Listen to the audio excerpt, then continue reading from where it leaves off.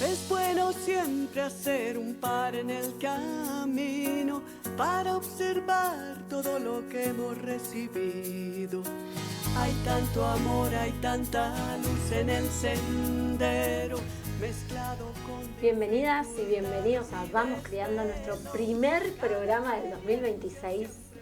Este espacio semanal que tenemos para hablar de adopción, crianza y literatura. Gracias a Radio Sinfony por este espacio, a nuestro operador Santi Casserly y a todos ustedes que están del otro lado acompañándonos desde el año pasado y ahora este nuevo año que empieza. Soy Carito Reiter y acá están conmigo Adri Tucci y Seba Ghioni. Bienvenidos al 2026.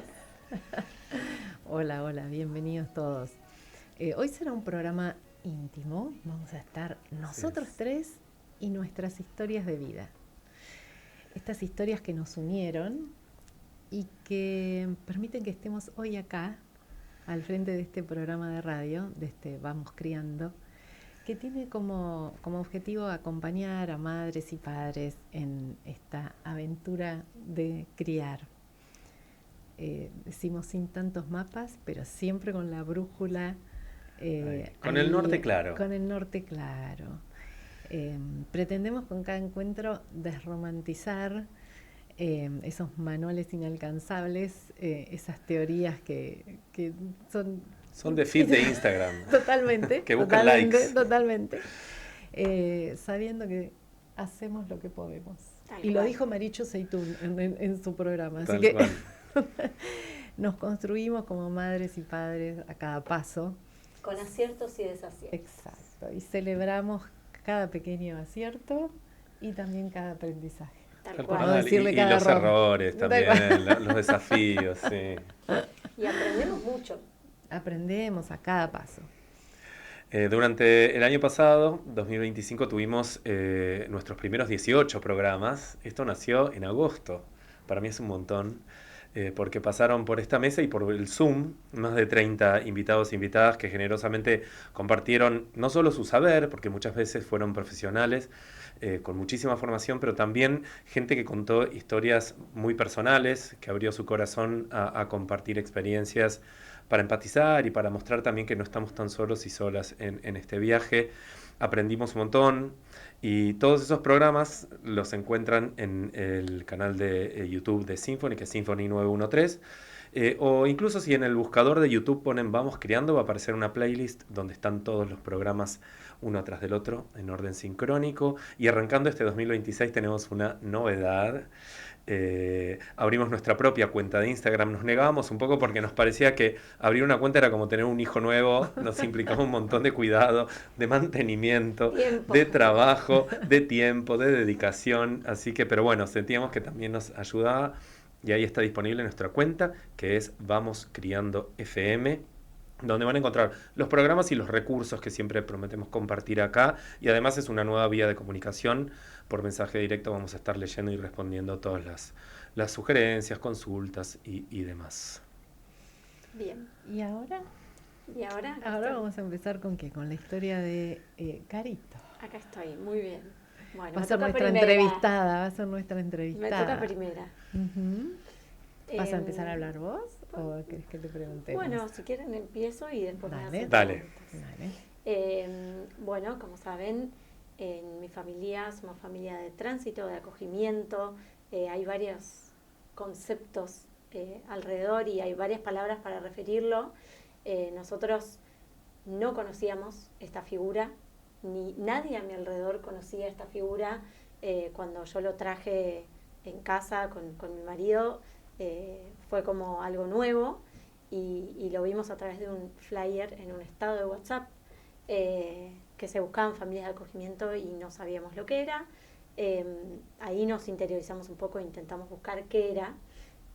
Después, con el tiempo, un poco mucha gente que me fui cruzando me empezó a decir como, cuando yo era chico en casa pasaban niños o vivimos con niños o niñas, y ahí como que empecé como a estar más atenta y la gente más atenta a contarme estas historias, pero al principio no sabíamos nada y bueno, ahí nos interiorizamos y llegamos a la fundación, Juguemos y Caminemos Juntos, donde nos informaron y nos acompañaron de una forma siempre muy cálida y con mucha información que hoy creo que me llevó a volver a hacerlo y que hace que en mi familia construyamos este equipo que quiere seguir acompañando a estos niños y niñas hasta que se resuelve su situación legal. A mí me intriga la primera charla.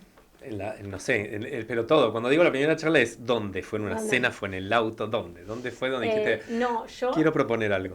Me leo el estado de WhatsApp y reenvío, automáticamente, captura de pantalla, reenvío a Seba. Seba me dice, podría ser.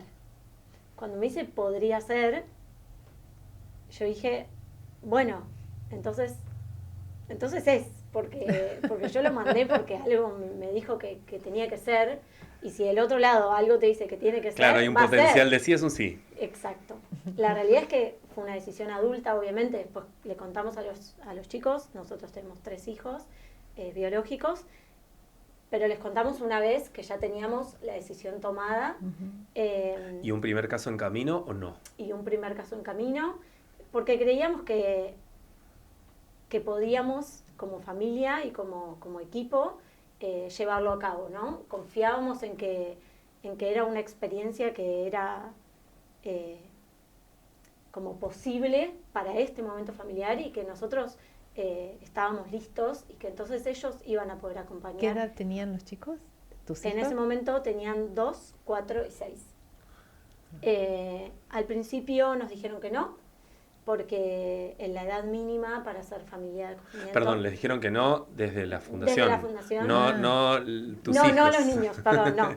Desde la fundación nos dijeron que no, porque el hijo menor tiene que tener 4 años, es uno de los requisitos, pero la realidad es que hay mucha demanda, hay mucho análisis de cada caso y que es lo ideal en realidad, y nosotros, y con mucha evaluación y con profesionales, pudimos como demostrar y pudimos como entender que como familia, mi hija menor, que tenía 2 en ese momento, por el lugar que ocupaba, por sus hermanos mayores, por las ganas que tenía siempre de ser un poco más grande, no es que podía estar celosa o que todo lo que sucediera lo íbamos a poder acompañar. Entonces, desde ese lugar y desde trabajarlo con ellos, es que recibimos el sí. Y al poco tiempo nos avisaron que había una niña que podía venir a casa. Así que ahí lo que empezamos a hacer con los chicos es buscar bibliografía, como intentar contarles que existía este mundo, ¿no? Que existía un mundo en el que hay niños como ustedes que tienen esta realidad de vivir con una mamá, un papá en una casa, y hay otras realidades que por ahí no las tenían. O sea, realmente la escuchaba... siempre la parte como de la palabra adopción, que se escucha un montón, y hay niños y niñas que realmente no saben lo que es. Entonces, desde ese lugar, bueno, contarles que había niños y niñas que están esperando una familia y que nosotros podíamos ser esa familia que los podía cuidar hasta que llegue una familia, o hasta que puedan volver con su familia de origen. Y así se los contaban. Entonces, no, lo que empezamos es a introducir el concepto de adopción. Les leímos... Pero, perdón, sí, porque la adopción tiene un parámetro que es para siempre. Sí, es que al principio no encontrábamos algún cuento que hable sobre familias de acogimiento de tránsito, entonces fue solo como... Ahora lo hay, spoiler alert. No, lo que sí hicimos fue... Por ejemplo, nos pasaron, como me acuerdo, situaciones, teníamos un carrito de bebés que íbamos a donar y desde la fundación pedían un carrito para una familia. Entonces llevamos el carrito y lo llevé con los chicos, pero ¿este carrito para quién es? Bueno, es para un niño que acaban de adoptar, pero ¿qué es adoptar? Bueno, lo explicamos. Entonces, como pequeños detalles o pequeñas situaciones que introducían a un mundo nuevo. Claro, una construcción. Exacto. De un mundo grande con pequeñas partes. Sí. Y entonces, una vez que nos vinculamos con esta niña, 2 veces, fuimos a la fundación a jugar con ella, ahí le contamos a los chicos, en realidad leímos el cuento que se llama Choco encuentra una mamá, y entonces es de un pájaro que es adoptado por una mamá cocodrilo, ahora me toca la duda. No, al final era... ¿Oso? Ay, Yo no me acuerdo, oso, al final Oso. pasa por varias hasta Sí. que encuentra a la mamá oso. Bueno, sí. y entonces cuando leímos ese cuento entre los 5 y les contamos que habíamos conocido una niña que en ese momento tenía 1 año y 11 meses y les preguntamos como qué podíamos hacer con esa niña y en ese momento mi hijo mayor de 6 dijo cuidarla, entonces ahí no hubo mucho más que hablar. Dijimos, eso vamos a hacer. Había entendido todo.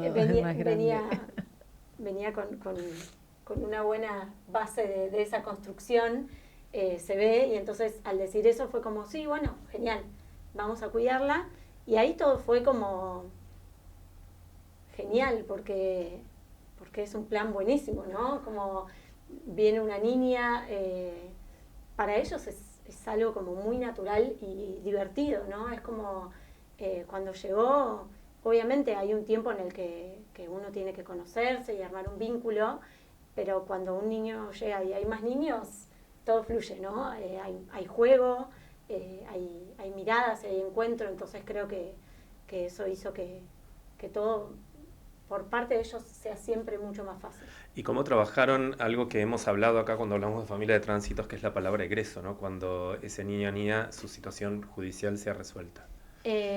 Nosotros lo que hicimos fue como buscar muchas cuestiones visuales siempre. Siempre le hablábamos como tanto en ese momento a esa niña que estaba con nosotros como a los nuestros de esto, hasta que llegue tu familia para siempre. Que es un mientras.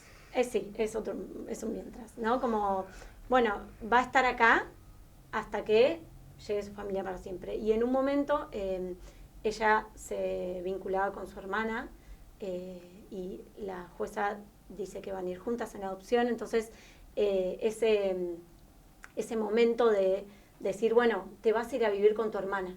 Entonces algo era más concreto y era más firme y tenía más... ¿Una hermana mayor de edad? No, menor. Ah. La otra hermanita que también estaba... Que fueron juntas en adopción. Entonces ahí es como que no era te vas a ir con tu familia para siempre abstracto, sino te vas a ir a vivir con tu hermana, más allá de la familia que llegue. Con un vínculo preexistente. Exacto. Y entonces, entre eso, fotos, hicimos una foto con un puente en el que, o sea, es un puente dinámico en realidad, en el que está como una imagen de la familia biológica, nosotros en el puente y ese cruce hacia su familia adoptiva. En este caso ella se fue con una mamá y un papá y un hermano. Entonces ese puente en el que después fotomontamos la imagen de la familia adoptiva y entonces eso muy visual y el cuento que después escribí para ellos. Hay la mucho canción, de antroposofía atrás de esta construcción de este relato. Y la canción, entonces todo eso hace que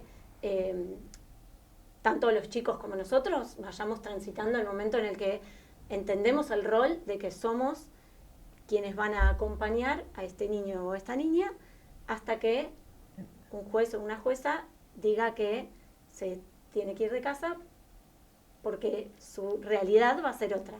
Y acompañar va a ser la ideal, y va a ser la situación esperada. Va a ser para siempre. Claro. Y va a ser para siempre y poder celebrar eso. Creo que duele, lo hemos escuchado muchas veces como en varias historias de acogimiento, obviamente duele y genera un vacío y genera sensación de extrañar porque había una cotidianeidad, pero también uno tiene tiempo para prepararse, está acompañado por profesionales y entiende ese rol de, bueno, esto tiene un tiempo.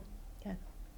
Y cuando se yo fue... Digo, claro, pero... Claro, sí, yo la verdad que tengo un nivel de admiración. Sí, lo real es que lo peor son los momentos en los que uno conecta con la incertidumbre, cuando todavía no sabes, ese tiempo sí genera como algo que a veces no está bueno o uno le cuesta gestionarlo, pero después uno puede conectar con, bueno, lo que sea va a tener que ser y vamos a acompañarlo y va a estar bien. Igual es un trabajo de pérdida. Sí, claro.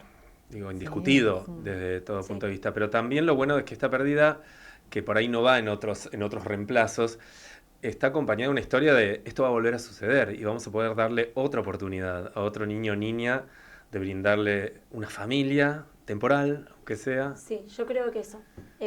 A mí, personalmente, sí, al principio tal vez me cuesta esto de, siempre lo digo también, como de armar ese rol en el que, como no soy tu mamá, pero por ahora voy a ser tu mamá, pero no voy a ser tu mamá.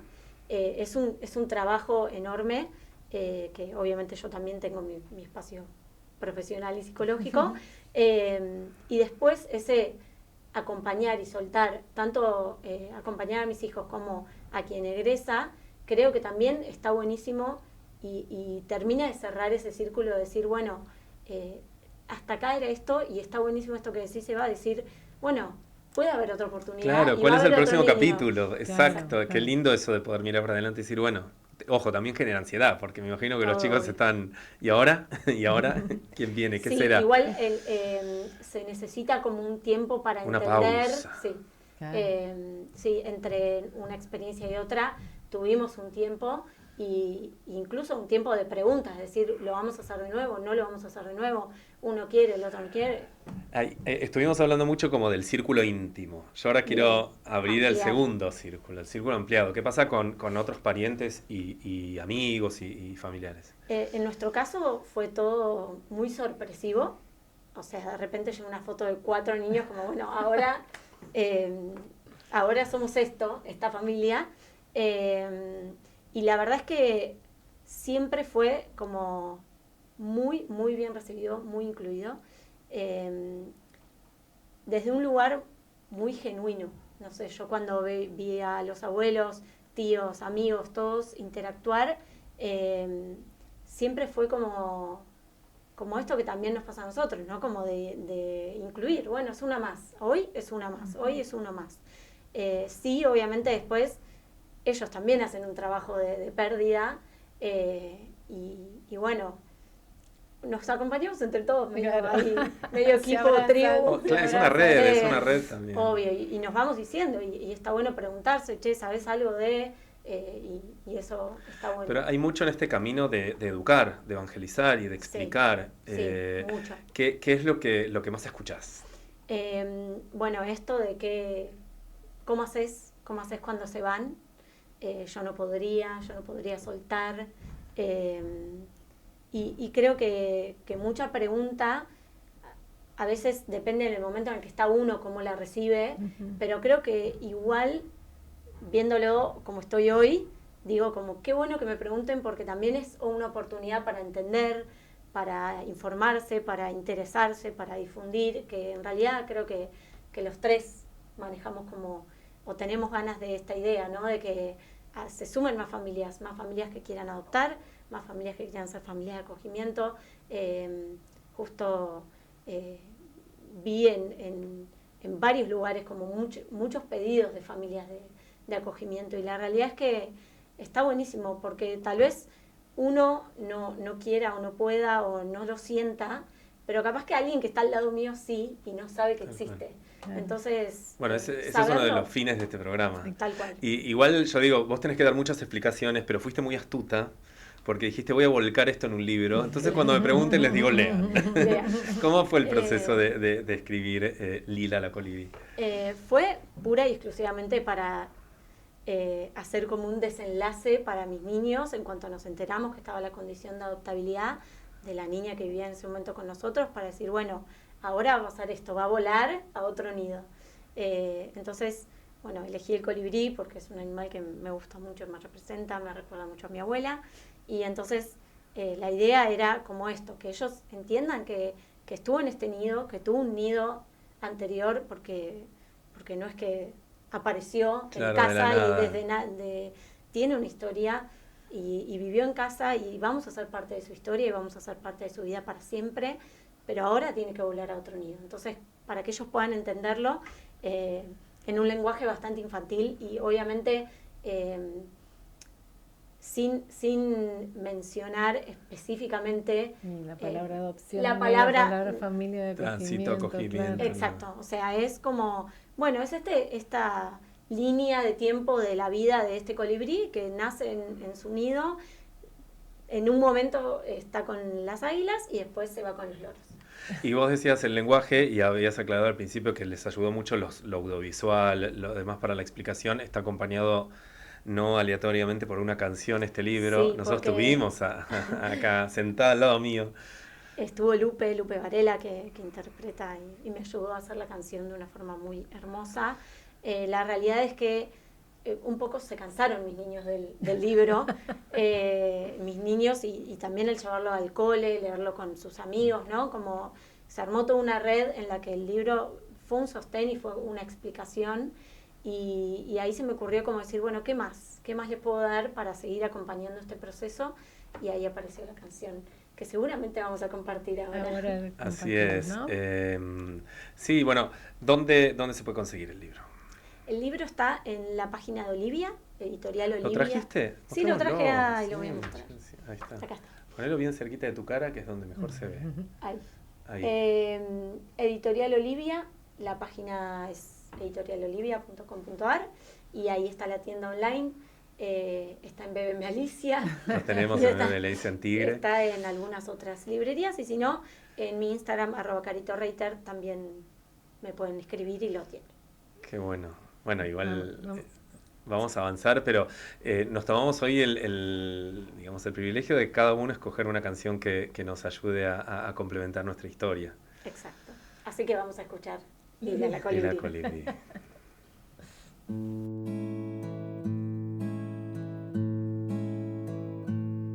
Un día rompiste el cascarón, llegaste al mundo, late corazón. Hola lila colibrí, ya estás aquí. El viento empezó a soplar, tu vida iba a cambiar. Tu fuerza era para volar. Hola lila colibrí, tu mundo va cambiando. Hola lila colibrí, te vamos acompañando. Las águilas son tu protección, te quieren y te cuidan un montón. Preparan la bienvenida, los loros entran en tu vida. Me queda siempre clavada acá en el cerebro la canción, el estribillo es... Tenía que ser pegadiza. No, y aparte la voz de Lupe y esa guitarra son como maravillosos. Bueno, Sí. Hermoso, porque yo creo que cada vez que la escucho descubro alguna faceta y alguna capa más de Carito. Y ahora vamos a seguir con la historia de Adri, que hoy la tengo enfrente. Contanos que hoy sos entrevistada, te corres del lugar de conductora. Sí, pero por favor atájenme porque yo empiezo a hablar y termino el año que viene. Te hacemos bajar porque yo quiero contar mi historia también hoy. Por eso, así que ustedes me van frenando. Dale, arrancá y después empezamos a ver, indagar. Arranco. Bueno, como digo siempre, yo me imaginaba con hijos. Pero no me imaginaba ahora, en este momento. Era, bueno, en algún momento vendrán mis hijos, en algún momento seré mamá. Mientras tanto hacía otras cosas, me estaba ahí... La vida. La vida, súper entretenida. Pero llegó un momento en que no, en que algo fue así como un deseo, pero muy, muy intenso de ser mamá y bueno, en ese momento yo no estaba en pareja y estaba como un poco avanzada en edad para ser mamá naturalmente, si bien había un montón de posibilidades desde la ciencia, ¿no? Había un montón de posibilidades que podía investigar. A mí me llegó como muy naturalmente la idea de adoptar. Raro, porque no sabía nada de adopción, no tenía ninguna historia cerca, pero a mí me llegó eso. Y a ver, investiguemos por acá. Y bueno, eso hice. Me puse a investigar. No había mucha información en aquel momento. Esto fue hace 15 años, va a ser 15 años ahora, pues fue 2010, finales del 2010. No había mucha información disponible, pero encontré a Anidar, a la asociación esta que estuvieron. Tengo tanto cariño, estuvo Silvana, blog de Anidar. Y bueno, allí fui a una reunión informativa Y, y me ayudó un montón todo lo que escuché ahí. Fue como no sé, como el ABC de la adopción, desde qué significa adoptar. Entendí que quienes tienen derecho a tener una familia son los niños y no los adultos que tienen derecho Dar vuelta la perspectiva. Exacto, pero para mí era todo nuevo. Pero es fundamental. ¿Dónde poner el foco? Pero Claro. una vez que lo entendés, Claro. es un cambio total de perspectiva. Y nada, entonces, empezó a hacerse como más segura en mí esa idea. Escuché esto que siempre lo cuento porque dijeron, hay muchos niños que necesitan una familia. Estos niños en general viven en hogares, no tienen la suerte, la mayoría, de vivir en familias de acogimiento. Tienen todo lo que necesitan, Sí. solo lo que no tienen es padres. Bueno, eso me quedó resonando. También esta idea que yo había escuchado por ahí al principio de que había que esperar mucho tiempo para adoptar, que era muy difícil.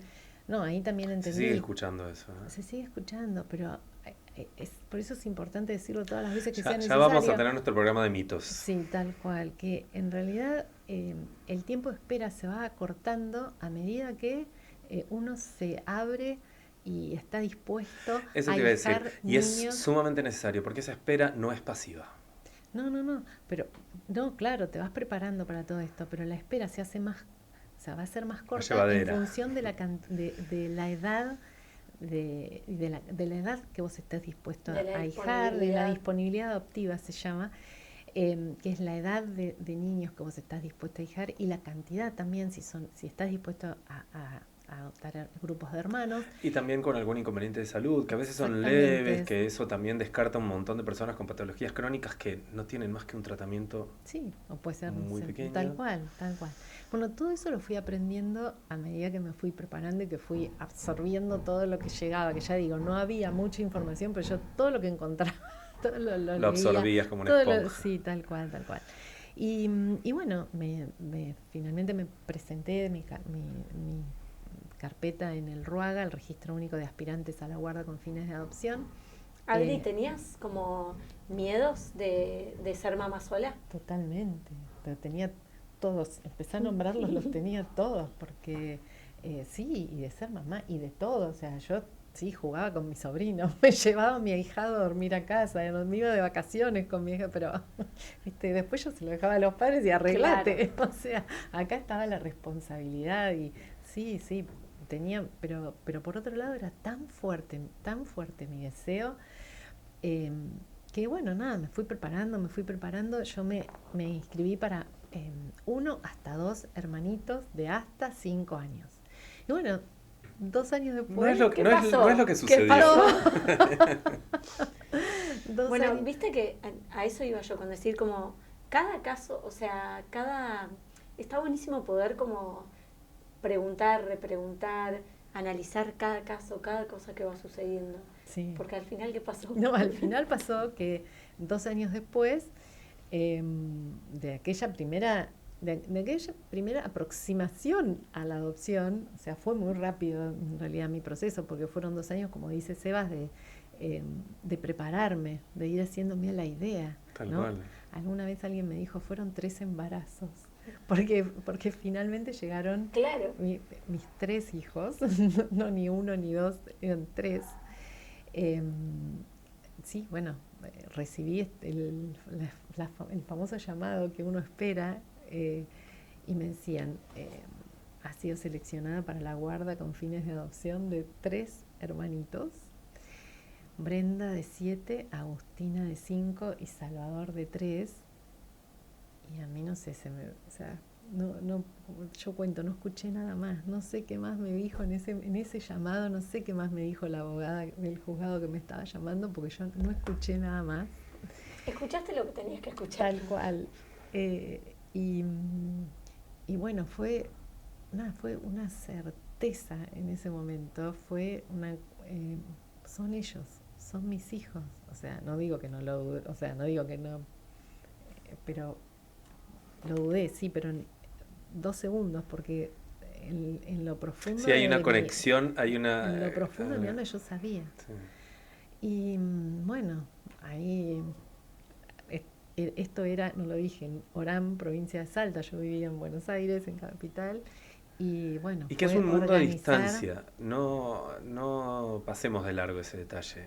Cultural, un montón de cosas. Y aparte es un pueblo también. Sí, sí. Todo esto está relatado en tu libro con mucho detalle. Las distancias, las temperaturas. Sí, el cambio el cambio gigante que fue para ellos, ¿no? Porque para mí fue un cambio, sí, pasaba de ser yo centro de mi vida, de mi mundo, A pasar a un lugar Z en la lista. Totalmente, ahí todo giró alrededor de ellos. Pero bueno, allí fui a conocerlos y tuvimos no sé, lo que se llama periodo de vinculación, que se da en el tiempo en general, se da en tiempo, no sé, 6 meses pasan por ahí desde que se conocen papás y niños hasta que finalmente se van a vivir juntos. En nuestro caso eso fueron 5 días. Claro. Fue una versión express. Una vinculación veloz. Sí, totalmente.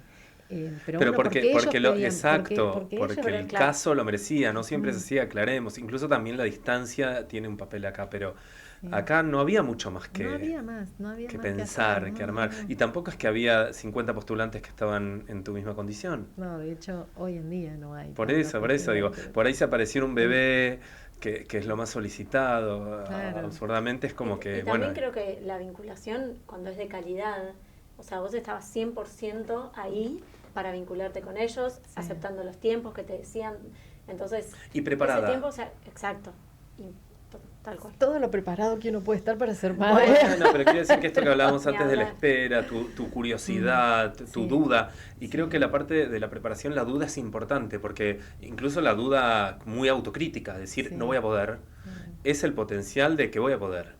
Sí, y también, si bien yo no lo había compartido con mi familia, porque nada, me parecía, porque yo sinceramente no sabía qué me iba a pasar cuando me llamaran y me dijeran, es un niño, es una niña, son 2, o en este caso que me dijeron son 3, yo no sabía qué me iba a pasar, entonces no quería compartirlo hasta que no estuviera ahí en el momento. Cuando finalmente estuve y lo compartí, bueno, pasó lo que me imaginé que iba a pasar. Mi familia fue como, como una fiesta, fueron, ay, no sé, mi primo diciendo, llegaron mis sobrinos nuevos, y mi mamá que le encantan los niños y que ella era abuela de sus sobrinos nietos, ahora pasaba a tener sus propios nietos, así que fue una fiesta y fue, bueno, una alegría y una tranquilidad, ¿no? Porque bueno, uno solo no puede, o sea, uno, como decimos siempre, hay que criar en tribu, hay que estar acompañados y tener a mi familia y a mis amigos. Mis amigos se portaron del primero al último maravillosamente, me acompañaron muchísimo, y amigos de amigos y gente que yo ni conocía pasaba por mi casa para decirme, no sé, para ofrecerme cosas. O gente que te junta ropa, de golpe te dicen, tengo ropa. Tal cual, me traían ropa, o me conseguían un turno para ir al dentista de al lado, ¿viste? O sea, recibí muchísima ayuda. Y bueno, y así estamos, 13 años casi.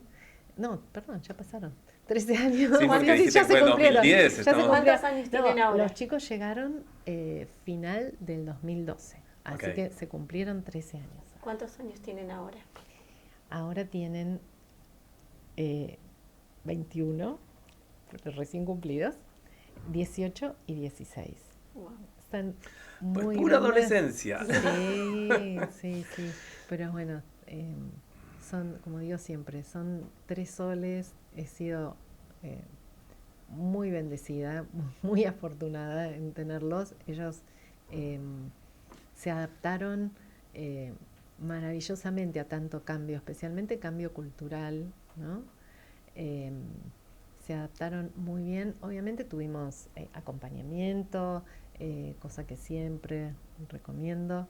Tuvimos acompañamiento, tuvimos nuestras pequeñas crisis, por supuesto, y seguimos teniendo, porque vos lo dijiste, son adolescentes, así que ya les va a tocar a ustedes dos también. No veo tu libro en la mesa, ¿está? Sí. Dámelo, por favor, porque... Todos los detalles. Sí, nosotros hoy con Carito estamos jugando a los que no sabemos, Claro. hacemos preguntas, pero nosotros lo leímos. Acá está bien. Nosotros sabemos todo Y y sabemos la los profundidad. pormenores, sabemos muchos detalles muy sensibles y Exacto. personales que están en la historia, que se llama Son Tres, en el libro, y el papel de tu mamá, que es bellísimo, también... Sí, la profundidad, ¿no? De compartir. Justo el otro día hablaba con mi mamá, que se lo presté y lo está leyendo, y me dice, Caro, no lo puedo leer no es como, no lo estoy leyendo todo el tiempo seguido, ¿no? Freno, tengo que frenar, pausar, lo dejo un día, como... Claro, no es Agatha Christie, es como ¿Qué le que hay un pasa? montón que digerir. Exacto. ¿Y qué le pasa porque tal vez nosotros estamos en tema o compartimos ahora un montón de historias, pero qué le pasa a las personas que no tienen historias alrededor y lo leen y cuántas cosas se pueden despertar? Bueno, así que esa es la idea Exacto. por la cual escribí, es para tener una excusa para hablar del tema, para que gente que por ahí nunca pensó en adopción pueda pensarlo, para que vean que nadie dice que no sea trabajo, nadie dice que es un camino siempre de rosas, Tal pero cual, que es sin algo que piedras, es sin posible, pero que es pozos. algo que es posible. Y nuevamente, pensar en todos los niños que están esperando, que ya tienen declarada la condición de adoptabilidad y que están esperando una familia. Así que Ojalá logremos algo de eso en este programa. Sí, Creo que es el ojalá. gran Gracias. objetivo. Ojalá. Gracias, Ojalá. Adri, por compartirte. Un placer. Hoy en este rol de entrevistada. Y vamos a una canción que elegí yo. Que elegiste vos, contanos por qué. La canción que elegí es Lo que usted merece, que es una canción de cuna de Jorge van der Mole, porque yo tomaba clases de canto, ¿no? Antes de que llegaran mis hijos, yo tomaba clases de canto y había elegido esta canción, nada, para tenerla como canción de cuna para mis sobrinos, y yo la cantaba en mis clases de canto y lloraba, y no entendía por qué lloraba. Algo estaba pasando Claro, en el cosmos. yo creo que se estaba gestando en mí este 100%. deseo, que no sé, que estaban haciendo uno de mis hijos en ese momento, así que bueno, por eso comparto esta canción. Muy bien, vamos a escuchar esa canción entonces y no se muevan de ahí, que ya volvemos con la historia de Seba Guión. Niño de pelo de trigo, yo le robo al aire viejo el canto de los grillos, para que su brillo de alas no traiga el desvelo. Lo pondré en una tinaja de algodón del cielo. Duerma que la noche viene oscureciendo el agua, alzando su capa negra toda agujereada. Prende la luna menguante su vela chiquita y en sus ojos arde el sueño como una arenita. No es que todo esté tan calmo como estas palabras, pero el sueño es necesario para que vuelva el alba. No es que todo sea tan bueno como aquí parece, pero voy cantando al menos lo que usted merece.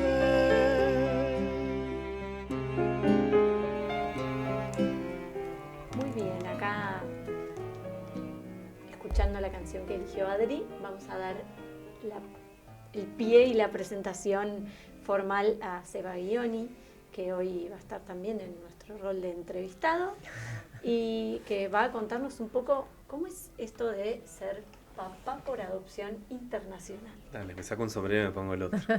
Es difícil, porque siempre trato, cada vez que la cuento, de contarla distinto, como para no aburrir, pero en realidad el público es distinto, entonces no aburrís, pero yo me aburro por ahí, o siento que me estoy perdiendo de algo.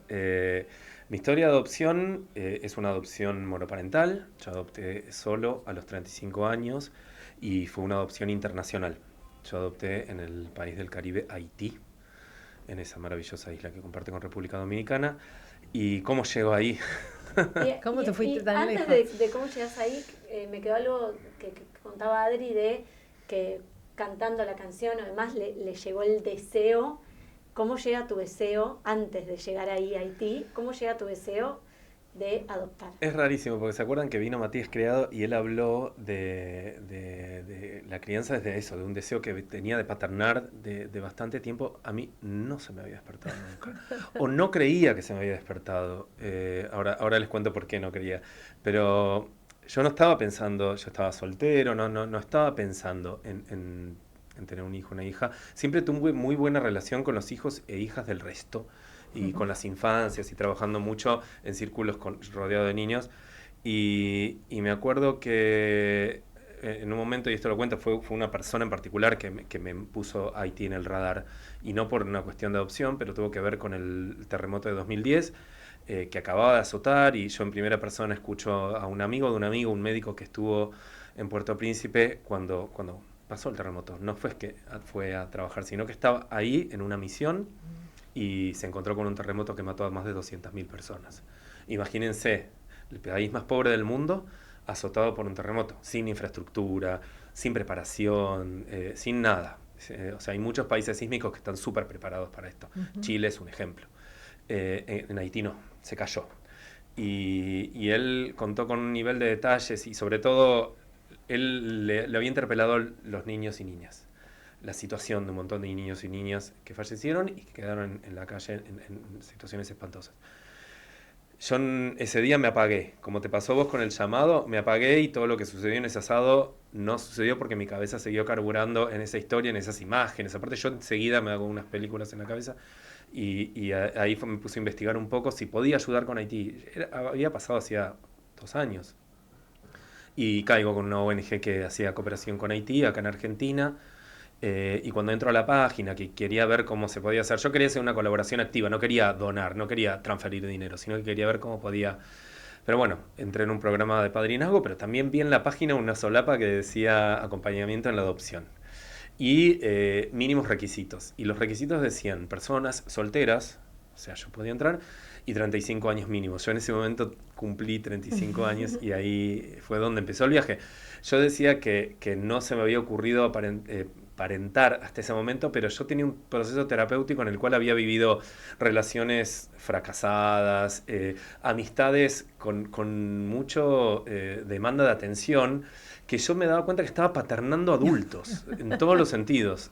Y mi terapeuta me decía, ¿no será hora de correr esa energía que vos tenés y ponerla donde realmente la deberías poner, que es alguien que necesite ese amor paternal y no en amigos y amigas que deberían ya a esta altura estar un poco mejor? Y bueno, y ahí fue donde dije, sí, esto. Y de golpe sí, o sea, de golpe todo eso que no estaba tan claro se corrió a la nube y dije, quiero ser papá. Y ahí inicié unos trámites que fue... como lo dice Agustina Damoli en su libro, fue un thriller burocrático total. Ella en su novela Como un ciclón cuenta este mismo relato, yo la conocí en el proceso, ella también adoptó en Haití, de lo que fue toda la odisea burocrática. Pero contá cómo fue, cómo llegaste a Bueno, obviamente no está tan organizado como acá, la parte de los papeles y de los trámites allá. Lo que hacen es descansar en las agencias de adopción que hay en los distintos países como responsables de filtrar a las familias, evaluarla, juntar la documentación. Como en Argentina las agencias de adopción no están aprobadas, no está firmado el convenio de La Haya que habilite ese tipo de intercambio internacional, acá lo que se hizo es a través de una ONG que simplemente estaba habilitada en Haití para presentar expedientes. Entonces yo con esta ONG me informo en una carpeta enorme de más de 11, 12 documentos, me acuerdo porque yo eran 11, 12, pero quienes eran parejas eran 22, 24 documentos, cada uno apostillado, traducido, aprobado por Cancillería, por Embajada de Haití, o sea, todo era un proceso muy largo de dinero y de pasos y de pasos. Yo fui juntando mis papelitos, pero en la mitad del proceso el juez acá, que tenía que expedir un certificado de idoneidad, que es el que se dice, sos una persona idónea para adoptar y criar un niño. Eso que sucede, ahí el juez me dice, bueno, pero yo, ¿por qué no adoptas acá en Argentina? Le explico lo mismo que acabo de explicar acá, lo mío no surge como un deseo simplemente de paternar y fui allá porque es más fácil, por una cuestión, no sé, frívola. fue porque quería hacer algo con Haití. Entonces me dijo, bueno, hacé el proceso de adopción nacional, pasa por el RUAGA, hace todo esto, y luego ahí yo te habilito la adopción internacional. Me hizo hacer todo el trámite, hice todo como hiciste vos, como hizo Adri, toda la adopción nacional, los talleres obligatorios, las evaluaciones. ¿Todo eso lo hiciste solo o tenías como una red? ¿Quién te acompañaba? Yo como no era tan optimista, porque por el país y porque la legislación cambiaba y porque tenía muchas trabas en la rueda, todo el tiempo dije, no quiero ilusionar a nadie, me lo voy a hacer solo. En ese momento me acompañaba una amiga al principio y luego amplié este círculo a Silvina, mi prima, la madrina de mi hijo, que fue quien de una noche la llamo y le digo, me habían invitado a un encuentro de familias que habían adoptado en Haití o familias potenciales y me invitan y yo dije, no puedo ir solo porque necesito una muleta emocional. Y a la noche la llamo y le dije, no sabía nada, y le dije, mañana necesito que me acompañes a un lugar, así, no me hagas muchas preguntas ahora, yo después te cuento. Y ella me dijo, obvio, decime a qué hora y dónde. Y luego le expliqué. Ella me acompañó durante todo este proceso que fue desde 2013 que yo inicié hasta 2015 presento la carpeta, que es cuando es la última fecha que teníamos para presentar, porque Argentina rompe relaciones internacionales con Haití y no recibían más expedientes. Hubo 10 expedientes que quedaron en un limbo y que los aceptaron. Ahí es donde se arma mi tribu, que hoy me acompaña de estas 10 familias, y ese expediente viaja en septiembre de 2015 a Haití, y ahí era esperar. ¿Cuántas veces viajaste vos? Yo viajé como 5. Yo viajé con la organización, con la ONG, acompañando este proceso de cooperación para conocer las escuelas, para conocer los orfanatos. Pero como colaborador. Como colaborador, sí, nada más. De hecho, estuve en varios orfanatos. A mí en el camino me habían dicho, vos vas por ser hombre solo. Piensen que Haití es un país mucho más conservador que acá y mucho más religioso. Es católico muy fuerte y digamos, por ahí no hay unos avances en diversidad que hay acá. Esto que hablamos también con Matías de los roles, ¿no? El hombre no cría para nada, es la mujer, y te diría que allá es la que cría y la que trabaja. Y en esto era muy fuerte la barrera de las directoras de orfanato aceptando un hombre solo. Y las nunús, lo que son las niñeras del orfanato. Y bueno, me dijo, vení, conocé. Yo fui con 3 pediatras, viajé a Haití a hacer un trabajo bastante más social, recorrer hospitales y demás. Pero ahí ya estaba presentada tu carpeta. Ya estaba mi carpeta, exacto, en tránsito. Allá me dijeron, te vamos a dar un niño o niña grande, más adolescente o más grande, ¿no? Un bebé. Y bueno, por eso cuando llegó el momento fue una sorpresa. ¿Y cuándo fue ese momento? Ese momento ahí sí ya, para mí esto iba a ser. Entonces empecé a reformar mi casa. Yo tenía una casa de 2 ambientes, necesitaba que tuviera 3 ambientes, entonces empecé a construir un entrepiso y me fui a vivir a lo de una amiga. Ahí ella ya sabía del juego, que es la mujer del padrino de Mitch. Y me prestaron un cuarto mientras reformaban mi casa y yo estaba en la casa de ella y a las 3 de la mañana sonó el teléfono con la noticia. Me llamaban de España en realidad, por eso la diferencia horaria, para decirme que había salido a la asignación y que ya tenía nombre y que vaya a mi correo que tenía las fotos al Gmail. A las 3, así que imagínense yo tratando de no gritar a esa hora, pero llorando de la noticia. Wow, ¿y eso fue cuándo? Eso fue en 2018, 3 años después de presentada la carpeta. Y ahí, o sea, tenés un primer encuentro, pero después tenés que... Exacto, ahí, digamos, el proceso te obliga a partir de que recibís esa asignación, a aceptarla y viajar. En el periodo de un mes vos tenés que viajar a Haití, o sea, no es que vas a preproducir los pasajes con tiempo, tenés que salir a comprarlo. Por suerte este orfanato cuenta con una guest house, con un lugar, un hospedaje donde directamente te llevan ahí, y yo viajé, en menos de un mes estaba viajando a Haití solo para esta primera vinculación que es de 15 días en los cuales vos, en mi caso, no vivís en el orfanato, sino que vivís en esta guest house, todos los días desayunás y te llevan al orfanato, pasás medio día con tu hijo, luego volvés al hospedaje donde te dan de almorzar, todo con una parsimonia que no les puedo explicar para la gente que vive con tanta ansiedad. Y luego te volvían a llevar al orfanato a pasar la tarde un rato y a las 5 de la tarde volvías al hospedaje para que te dieran de cenar y a dormir. Puerto Príncipe es una de las ciudades aparte más peligrosas del mundo. A mí no me dejaban salir a la calle, siempre te tenía que salir con este transporte. De hecho, había hasta personal armado en el lugar donde yo me quedaba porque éramos turistas. No había personas blancas en ningún lugar de los que yo me movía. Entonces es un cambio cultural. Ujú. Entrar a este orfanato también implica algo que es que para todos los niños y niñas que están allá, es alguien que viene a llevarse a alguien. Y es alguien que viene a traer juguetes. Entonces todos te dicen papá Blanc o mamá Blanc. Todos. Pero bueno, había uno que esta vez era. ¿Y cómo fue la llegada acá? Perdón, estamos acelerando Pasando en un el poco tiempo la- porque queda acelerando. poquito. Claro. Bueno, yo en el medio viajé porque después comienza el proceso del juicio de adopción allá, que duró más de un año en mi caso. Y en el medio yo fui a festejarle su cumpleaños número 3, y fui a visitarlo. Y después cuando ya esperaba este llamado de venir a retirarlo y venir a ser una familia para siempre, ahí me llevé a mi mamá. Quería que ella, ahí ya sabían por supuesto, y quería que viviera un poco en la tierra de su nieto. Y ahí ya fuimos, lo buscamos, volví, que tiene un montón de pormenores muy divertidos, Obvio, hoy, convertidos en anécdota, en el momento no, de cómo salir de un país con tantos papeles, cómo entrar a Argentina con un niño de otro color, con papeles que no conocen, y medio hasta desprolijo, con una justicia toda en regla, ¿no? Pero que para quien está en migraciones es, ¿qué es esto? Claro. Entonces, bueno, llegamos acá y fue prepandemia. Yo tuve, lo que le contaba a Matías la otra vez, yo tuve el gran privilegio de obtener una licencia de 3 meses en la empresa, que me dio un tiempo de vinculación hermoso, donde nos conocimos y él adquirió el idioma. Él llegó acá con casi 4 años y adquirió el idioma en 3 meses. A fin de año yo estaba hablando español porteño. ¿Vos pudiste estar con esa licencia desde que llegaron? O sea, Desde que llegó, llegaron, pudiste estar con claro, él. fue como si mi llegada de Seiza fuera el parto. La importancia, qué Sí. importancia. Sí. Gracias, Eva, por compartir tu historia. Sabemos que tiene miles y miles más de anécdotas, pero bueno, llegamos al fin de este programa Tal cual. que queríamos como compartir un poco más de nosotros. Espero que llegue a muchas personas que tengan ganas de adoptar y ser Tal familia de cual. acogimiento. Yo elegí una canción que no sé si nos va a llegar a acompañar acá, que se llama Mi Persona Favorita, que es de Río Roma, y es una canción que siempre que la escuché me resonó a él.